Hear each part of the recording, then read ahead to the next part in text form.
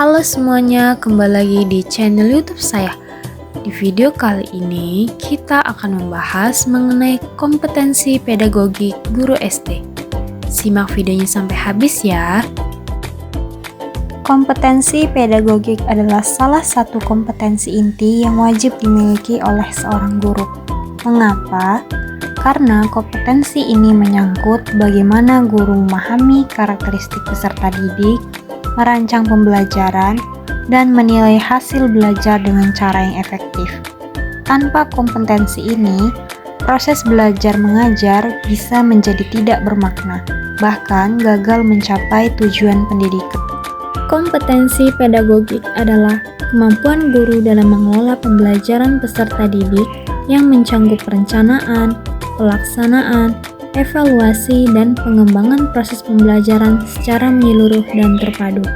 Kompetensi ini juga menyangkut pemahaman guru terhadap peserta didik, termasuk karakteristik perkembangan kognitif, sosial, dan emosional. Adapun pengertian kompetensi pedagogik menurut para ahli. Yang pertama, menurut Undang-Undang Nomor 14 Tahun 2005 tentang Guru dan Dosen. Kompetensi pedagogik adalah kemampuan mengelola pembelajaran peserta didik. Yang kedua, menurut Nana Sutjana tahun 2005, kompetensi pedagogik mencakup kemampuan guru dalam merancang, melaksanakan, dan mengevaluasi proses pembelajaran secara efektif dan efisien, serta memberikan pembinaan kepada peserta didik. Yang ketiga, menurut Kunandar tahun 2007, kompetensi pedagogik meliputi kemampuan guru dalam memahami peserta didik, merancang, dan melaksanakan pembelajaran, serta mengevaluasi hasil belajar. Yang terakhir, menurut Mulyasa tahun 2007, kompetensi pedagogik berkaitan erat dengan kemampuan guru dalam mengelola interaksi belajar, memahami perbedaan individu siswa, serta membina suasana belajar yang menyenangkan dan produktif. Komponen-komponen kompetensi pedagogik berdasarkan Permendiknas Nomor 16 Tahun 2007, kompetensi pedagogik guru terdiri dari 7 komponen utama. Masing-masing komponen bukan hanya teori, tetapi harus terwujud nyata dalam proses pembelajaran di kelas. Yang pertama, memahami karakteristik peserta didik. Guru harus mengenali setiap peserta didik sebagai individu yang unik, baik dari segi usia, kemampuan kognitif, sosial, emosional, latar belakang budaya, hingga kondisi fisik. Di tingkat SD, siswa masih berada dalam tahap perkembangan konkret, sehingga membutuhkan pendekatan pembelajaran yang kontekstual dan nyata. Adapun pengaplikasiannya, yang pertama, melakukan asesmen awal untuk mengetahui gaya belajar, bisa gaya belajar visual, auditori, dan kinestetik. Yang kedua, mengelompokkan siswa berdasarkan kemampuan agar pembelajaran inklusif. Yang ketiga, memberikan perhatian khusus bagi siswa dengan kebutuhan khusus atau ABK. Contohnya, seorang guru SD mengetahui bahwa sebagian besar siswanya adalah kinestetik.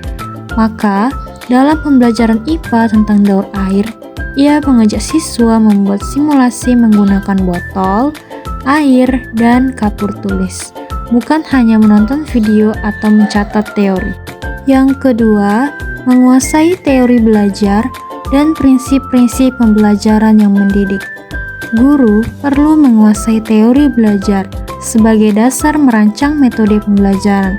Misalnya, behaviorisme menekankan stimulus respons, cocok untuk hafalan dan penguatan kebiasaan.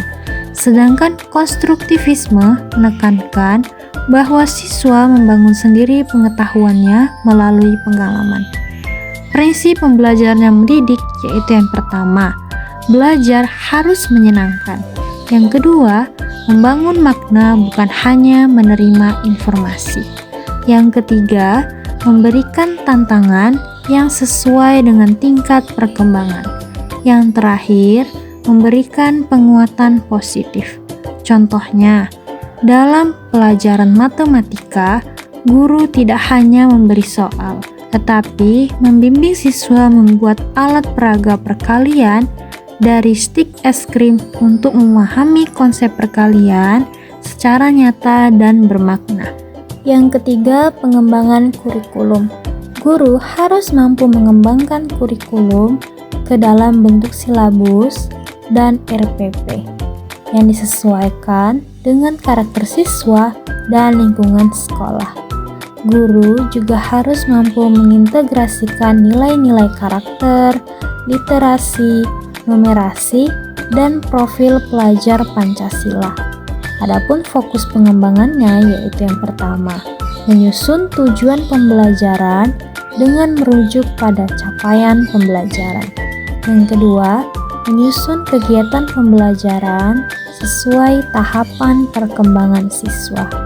Yang terakhir, menentukan penilaian formatif dan sumatif. Contohnya, guru kelas 4 SD merancang RPP tema lingkungan sahabat kita.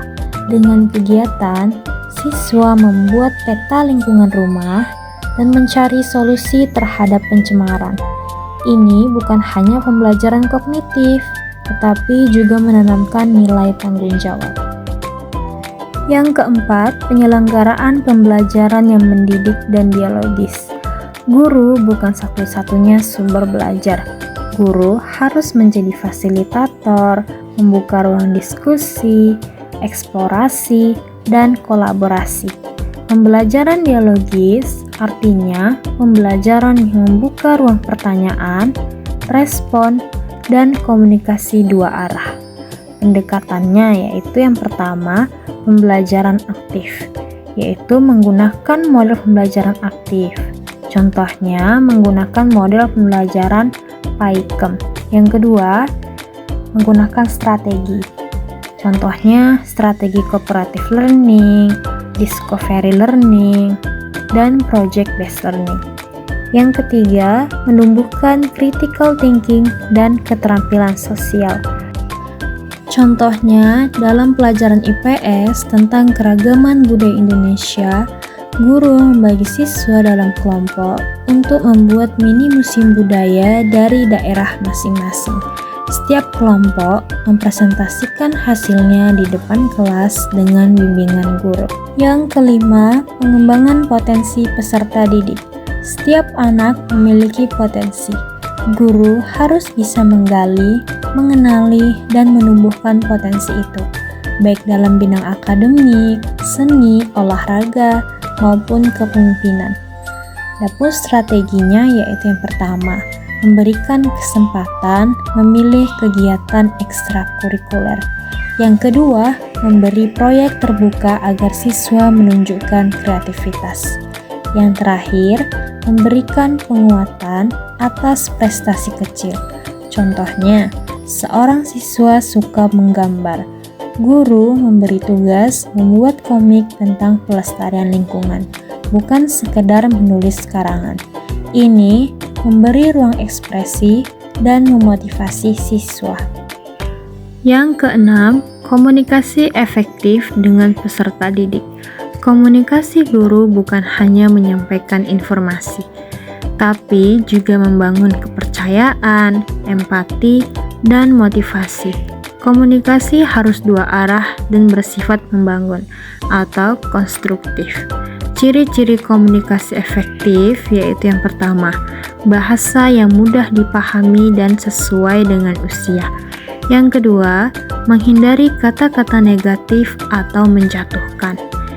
Yang ketiga, mampu membaca bahasa tubuh siswa.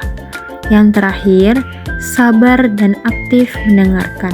Contohnya, ketika siswa menjawab salah, guru tidak langsung menyalahkan, tetapi bertanya kembali, "Menurut kamu, kenapa begitu? Ayo kita lihat bersama ya." Ini membuat siswa tidak takut salah dan tetap percaya diri. Yang ketujuh, penilaian dan evaluasi pembelajaran. Penilaian tidak hanya sebatas angka dari tes, tetapi juga mencakup sikap, keterampilan, dan proses belajar. Guru harus menggunakan beragam teknik penilaian, seperti observasi, portofolio, kuis, proyek, dan refleksi. Adapun jenis-jenis penilaian, yaitu yang pertama, penilaian formatif, yaitu penilaian yang dilakukan selama proses untuk perbaikan. Yang kedua ada penilaian sumatif, yaitu penilaian di akhir pembelajaran. Yang terakhir, penilaian autentik, yaitu penilaian untuk mengukur kemampuan nyata siswa. Contohnya, dalam pelajaran bahasa Indonesia, siswa diminta membuat video membaca puisi. Guru menilai intonasi, ekspresi, dan isi. Hasilnya bukan angka saja, tetapi video sebagai bukti hasil belajar. Yang selanjutnya ada tantangan pelaksanaan kompetensi pedagogik guru SD. Yang pertama, rendahnya pemahaman tentang karakteristik peserta didik. Banyak guru belum sepenuhnya memahami perbedaan gaya belajar, latar belakang sosial, dan kebutuhan khusus siswa SD. Akibatnya, pembelajaran cenderung bersifat seragam dan kurang memfasilitasi keragaman. Yang kedua, keterbatasan inovasi dalam pembelajaran. Guru masih banyak yang terpaku pada metode ceramah dan belum menggunakan model pembelajaran aktif, kontekstual, atau berbasis proyek. Kurangnya pelatihan inovatif menyebabkan minimnya variasi dalam proses pembelajaran. Yang ketiga, minimnya akses terhadap pengembangan profesional. Tidak semua guru mendapatkan kesempatan yang merata untuk mengikuti pelatihan, workshop, atau komunitas belajar, terutama di daerah 3T, yaitu tertinggal, terdepan, dan terluar. Akses terhadap peningkatan kompetensi sangat terbatas. Yang keempat, tuntutan administratif yang tinggi. Guru dibebani banyak tugas administratif seperti laporan, data dapodik, dan dokumen pembelajaran, sehingga waktu untuk merancang pembelajaran menjadi terbatas. Yang kelima, perubahan kurikulum yang cepat. Peralihan dari kurikulum 2013 ke kurikulum Merdeka menuntut adaptasi baru dalam pendekatan pembelajaran.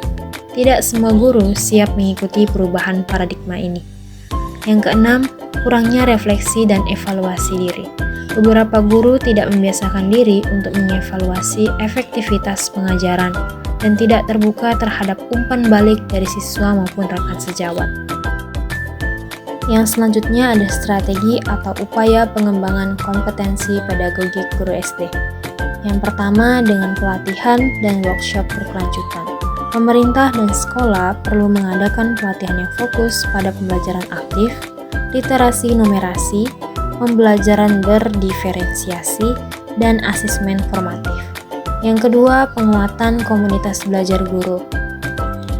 Guru dapat saling berbagi praktik baik, mendiskusikan permasalahan pembelajaran, dan mengembangkan perangkat ajar bersama. 3. Peningkatan literasi digital. Guru perlu diberi pelatihan tentang penggunaan teknologi pendidikan, seperti platform belajar daring, aplikasi asesmen digital, dan media pembelajaran interaktif. Yang keempat, penyediaan ruang refleksi.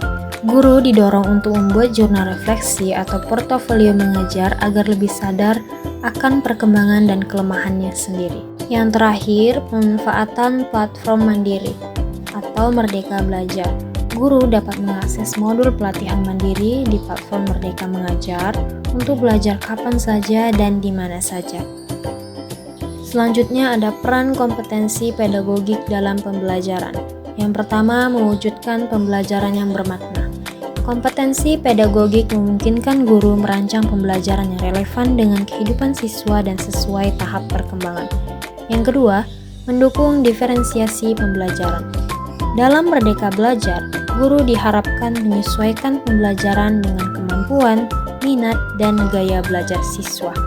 Yang ketiga, mengembangkan karakter dan keterampilan abad ke-21. Guru yang memiliki kompetensi pedagogik dapat menanamkan nilai-nilai Pancasila, mengembangkan kreativitas, berpikir kritis, dan kolaborasi dalam kegiatan belajar. Yang keempat, mengelola kelas secara efektif. Kompetensi pedagogik mencakup kemampuan mengelola dinamika kelas agar pembelajaran berjalan kondusif dan semua siswa aktif. Yang kelima, melaksanakan asesmen yang autentik dan reflektif.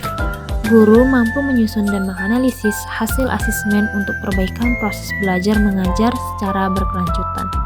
Dan yang terakhir, meningkatkan profesionalisme guru.